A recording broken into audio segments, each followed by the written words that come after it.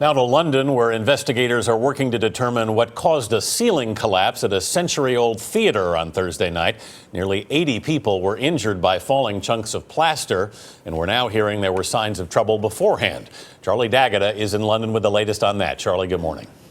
Good morning to you, Anthony and Vanita. We were reporting last night from outside the theater, and the streets were packed. Nobody said they were worried about the safety of London's theaters after this collapse. But it has come to light that this particular theater had others worried long ago. City officials wasted no time reassuring the public that its theaters are safe, somehow managing to inspect all 52 theaters in central London.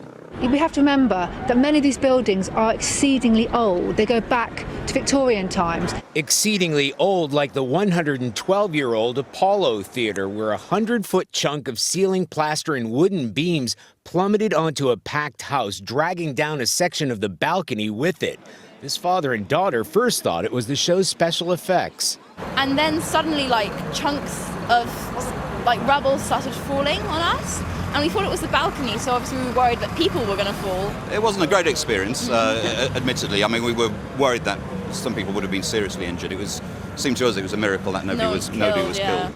Investigations are focusing on the condition of the roof after people reported seeing water dripping from the ceiling before it gave way.